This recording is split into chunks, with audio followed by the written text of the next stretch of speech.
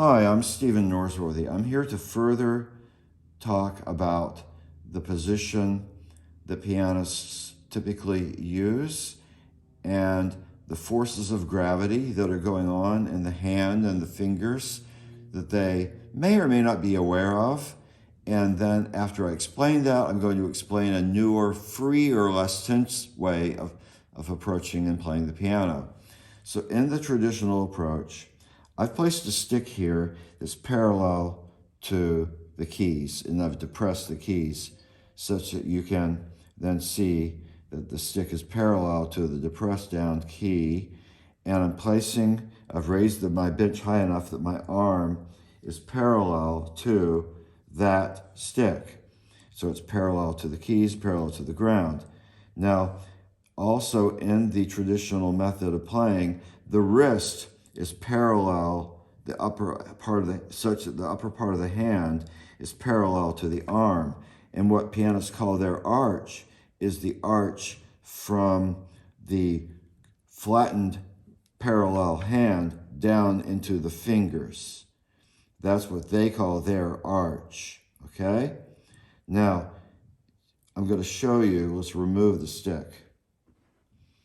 I'm going to show you that if you just lay your hand straight out, just like dangling it out, the forces of gravity are pulling the hand down. And this is about as far down as they can pull it.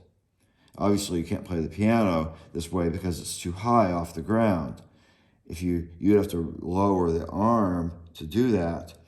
And even lowering the arm, if the arm is parallel, is going to, if you do this and you lower everything, the elbow goes down below the level of the keys, which means you have to lean way down. So you have to drop the bench that much in order to do it. It's roughly 5 inches. So let's look at the standard technique of playing, though, for the moment. Gravity pulls it down. You have to use counterforce in these muscles to pull it up. So you're in a counterforce position all the time. That causes this to be in tension all the time. And also, even if you curve down the fingers, you have to curve down the fingers with this flattened wrist.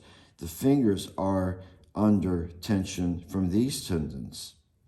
And so you're playing with the tension in all of your fingers, whether you're using them or not. They are under tension because of this counterforce of gravity that you're using to lift the hand up. Now what I'm going to do is drop my bench 5 inches.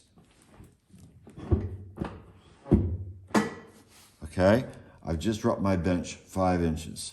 I'm going to lay my hand, in this case, my elbow is roughly 5 inches below the key. I don't know if you can see that, the camera angle. Yeah, you can. But the elbow is roughly 5 inches below the keys. And I've raised my wrist such that I can dangle it like this, and it's always under the least amount of tension. The so-called finger tapping technique that Glenn Gould's teacher taught him and taught all of his students is that you have to tap the fingers such that they're so loose to ensure that you're not stiffening them like that. So you could even be in this position and stiffen your fingers, but you want to have the fingers being under free gravity, the hand being under free gravity. And you bring the hand down like that, and that's your playing position. That's why I had to drop the bench 5 inches to play in this playing position. Because in this playing position, there's no counterforce of gravity, and there's no counterforce in the fingers. And the fingers are free to move. And that allows the fingers to pull the keys. And the pulling action of the key is a natural instant release. Instant release. And when you're pulling it, you have more independent finger control, because these fingers are always naturally loose as they can possibly be, the other fingers. So this finger is only tense for a moment to create sound.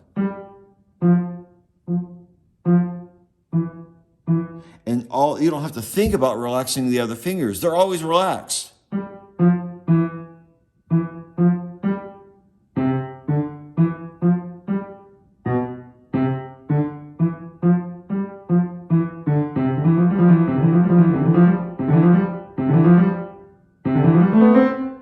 So in that case, I was playing a scale. You want to use the elliptical motion, the elliptical curve.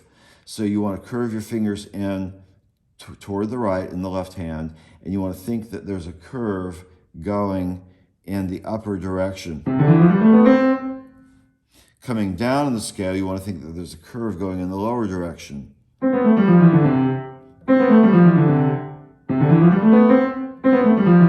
Upper lips, that was an upper lips, fingers curved to the right. Lower lips, fingers curved to the left. Upper lips curved right, lower lips curved down to the left.